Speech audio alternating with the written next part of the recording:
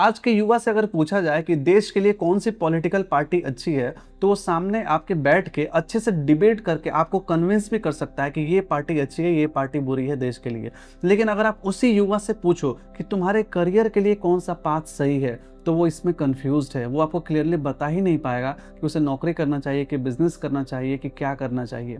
आज के टाइम में दो देशों के बीच में जो टेंशन है, वो आपको आज के युवा अच्छे से एक्सप्लेन कर सकते हैं कि इन दो देशों के बीच में इस कारण से टेंशन है। लेकिन खुद के घर में, खुद के रिलेशनशिप में, खुद के फ्रेंडशिप के साथ जो टेंशन बढ़ता जा रहा है, उसका क्या रीज़न है, युवा आज के टाइम में एक्सप्लेन नहीं कर पा रहे हैं। युवाओं को आज के समय में बाहरी चीज़ों की असीमित जानकारी है, लेकिन खुद के बारे में, खुद के आंतरिक चीज़ों के बारे में बहुत ही कम जानकारी है। और इसका मेन कारण ये है कि लोग, स्पेशली जो युवा हैं, अपनी आइडेंटिटी को सही समझ नहीं रहे हैं। उन्हें अपने आप को समझना चाहिए क्या, वो उन्हें पता नहीं है। अपने आप को कैसे प्रोजेक्ट करना चाहिए अपने माइंड में, वही उन्हें नहीं पता है। आज के इस वीडियो में हम यही डिकोड करने वाले हैं कि आज के जेनजी को स्पेशली और युवाओं को कैसे अपने अंदर अपने एक पिक्चर को क्रिएट करना चाहिए, और वो कौन से थ्योरीज हैं जिसके बेसिस पे कोई भी इंसान अगर अपने एक आइडेंटिटी को क्रिएट करता है तो वो लाइफ में ग्रो अप कर सकता है। इसमें हम हेल्प लेने वाले हैं भगवद गीता का और स्वामी विवेकानंद द्वारा कही गई कुछ लाइंस का। सबसे पहले हम भगवद गीता का रेफरेंस लेते हुए जानते हैं कि श्री कृष्ण क्या कहते हैं आइडेंटिटी के बारे में, कि तुम हो कौन। जब अर्जुन ये चीज़ कहता है कि मैं इनका भाई हूँ, मैं इनका भतीजा हूँ और मैं इन पे शस्त्र नहीं चलाऊंगा, मैं इनका वध नहीं करूंगा, तो श्री कृष्ण जो उनसे ज्ञान देते हैं चैप्टर 2 के श्लोक नंबर 13 में, जो श्री कृष्ण कहते हैं कि तुम बाल अवस्था से युवा अवस्था में जाते हो, फिर वृद्धा अवस्था में जाते हो, तुम्हारा शरीर बदलता है, तुम बहुत सारे रिलेशंस बनाते हो। इन सब के पीछे तुम्हारा जो कॉन्शियसनेस है वो पहले भी था, वो आज भी है और हमेशा रहेगा। तो there is something beyond our physicality which is not changing and which is constant. वो होते हैं हम। हमारी जो बॉडी है, हमारा जो माइंड है, हमारे जो थॉट्स हैं, हमारे जो इमोशंस हैं, ये सारी चीज़ें तो बदल रही हैं। किसी भी एक चीज़ पे आज हमारा विचार कुछ और होता है, कल कुछ और हो जाता है, परसों कुछ और हो जाता है। इसका मतलब हमारा जो थॉट है और हमारे जो इमोशंस हैं वो भी चेंज हो रहे हैं।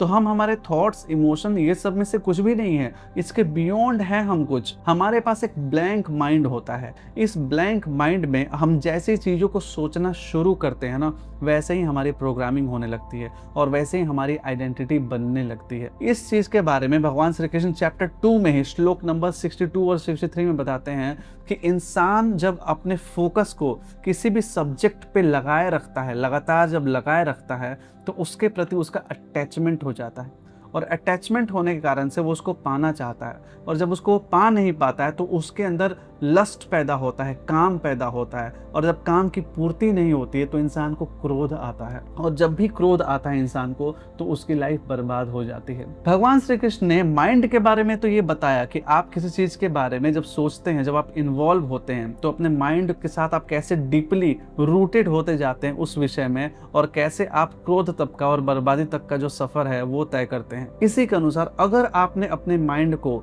बहुत सारे ऐसी चीज़ों से एसोसिएट कर दिया जो कि आज के टाइम में इंटरनेट पे आसानी से उपलब्ध हैं, जैसे आप इन्फ्लुएंसर्स के साथ अपने आप को एसोसिएट कर दिए, आप ऐसी चीज़ों को देखते रह रहे हो, सुनते रह रहे हो जो कि आपको एक डार्क जोन में डालते जा रहे हैं, जो कि आपके अंदर की जो काम वासना है, आपके अंदर का जो लालच है, आपके अंदर की जो उत्तेजना है, उसको बढ़ाया जा रहा है, तो आपकी ज़िंदगी बर्बाद ही होने वाली है। तो इसलिए जिस भी सब्जेक्ट पे फोकस करना है ना, वो चुन के करो, क्योंकि चुन के अगर तुमने सब्जेक्ट को नहीं उठाया तो वो सब्जेक्ट अपने नेचर के अकॉर्डिंग तुम्हारी प्रोग्रामिंग कर देगा, और उसके बाद से क्या होने वाला है ये तुम्हें भी नहीं पता है, मुझे भी नहीं पता है, ये किसी को नहीं पता है। अभी हम कुछ विवेकानंद द्वारा कही गई लाइंस के बारे में यहाँ पर डिस्कस करेंगे कि स्वामी विवेकानंद ने यूथ्स को क्या कहा, कि आपको अपने बारे में क्या सोचना चाहिए, कि आप कैसे हैं, आपको कैसा बनना है। आज के टाइम में जो युवा बहुत ही ज़्यादा डिस्ट्रैक्टेड है ना, कि मुझे इन्फ्लुएंसर बनना चाहिए, कि मुझे बिजनेसमैन बनना चाहिए, कि मुझे जॉब करना चाहिए, बहुत सारे ऐसे जो ऑप्शंस माइंड में आते रहते हैं, उस पे स्वामी विवेकानंद का ये कोट सबसे सही बैठता है।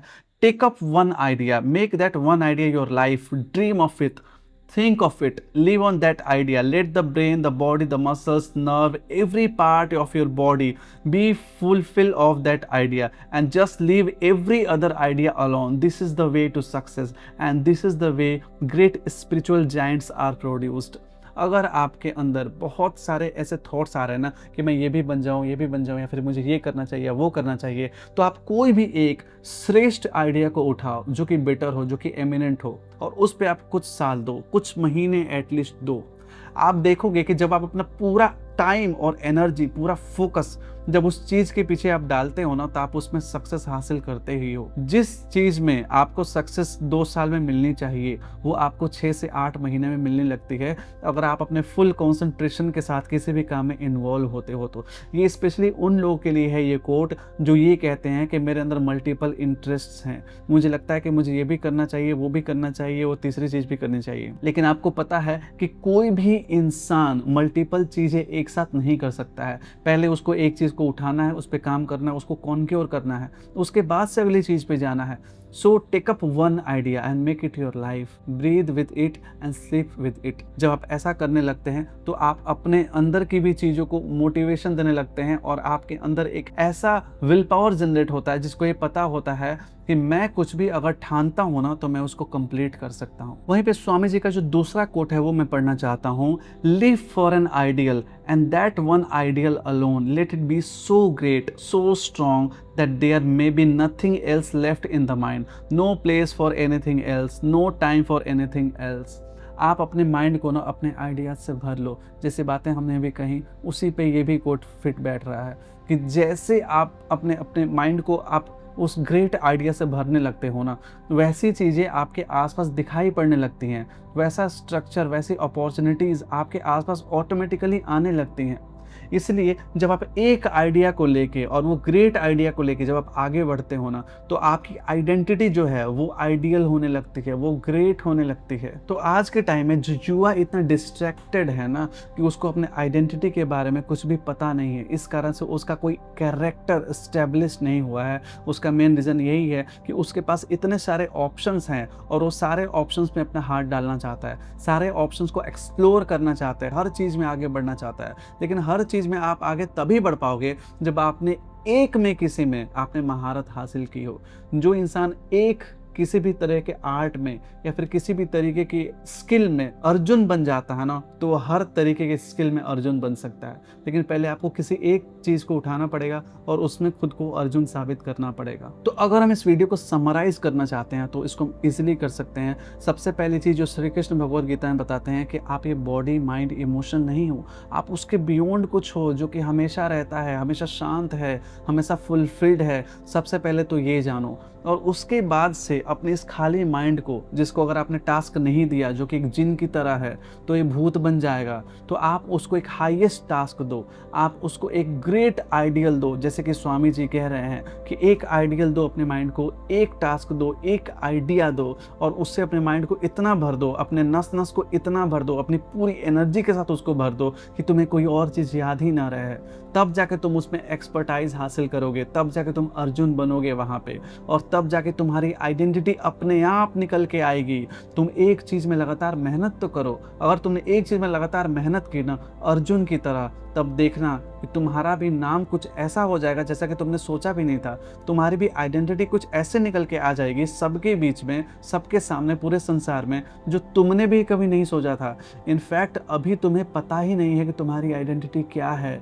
इसीलिए जो हाईएस्ट चीज़ है उसी को लाओ और उसको अपनी लाइफ में इम्प्लीमेंट करो और उसमें अपनी पूरी एनर्जी झोंक दो। तो ये था आज के वीडियो के लिए। मिलते हैं नेक्स्ट वीडियो में, तब तक के लिए कीप वॉचिंग योरसेल्फ।